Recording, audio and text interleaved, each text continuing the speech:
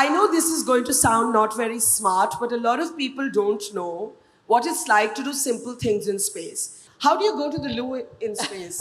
Please. Does everybody want to know this?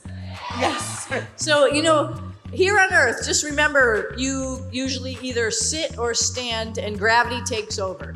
And it will do whatever it needs to do, which is awesome.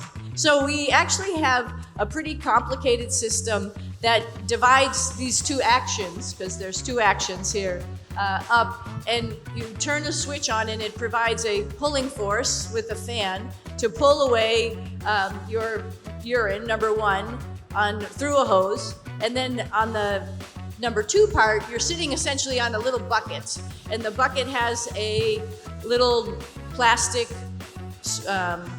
bag in there that has it has little holes in it so that the vacuum can pull it down a little bit. So as you have to hold yourself down, maybe there's a little handrail that you can put your toes on so you don't fly away, because you want to be close to the bucket so that things go in the right place. You don't have to be so close with the number one, just hold it in the vicinity and it will go in the right place. So the big question is, and then for the number two, let me just finish that. There's a little, like a round piece of elastic. You just undo the elastic from there and then you push it down inside of the bucket. And that bucket can hold, 25, 30 number twos. So eventually it gets filled up and we close up the bucket and then we just put it in one of our spacecraft that comes up with supplies that maybe burns up on the way through the atmosphere, so we don't have to deal with that anymore. But number one we still have to deal with. So that goes into a system. All of the number one and all of our sweat, because we work out in space, we run, we lift weights, we bike. All of that gets collected in the air conditioning system. All that water gets cleaned because we're in a sort of closed loop system, or closed system rather. And so that all turns back into drinking water. So the next day, we're able to drink that water. Wow. And how do you sleep? Sleeping is also interesting.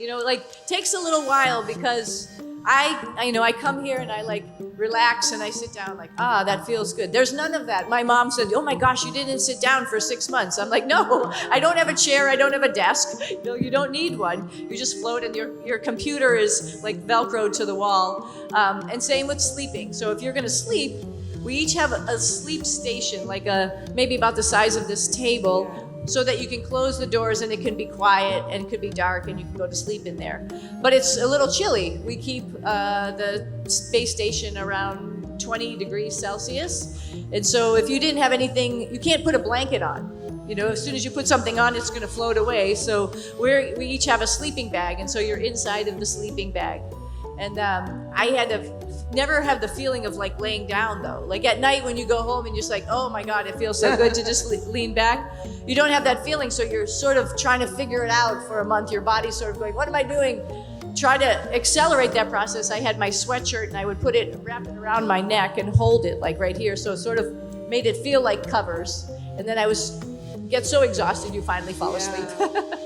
And what is your comfort food in space, and what does food taste like? Food, potentially people say your taste buds change a little bit. I'm not sure that happened to me. I think you just get a little bored having the same types of food over and over. So what's fun is to actually try to create new things, mix things together.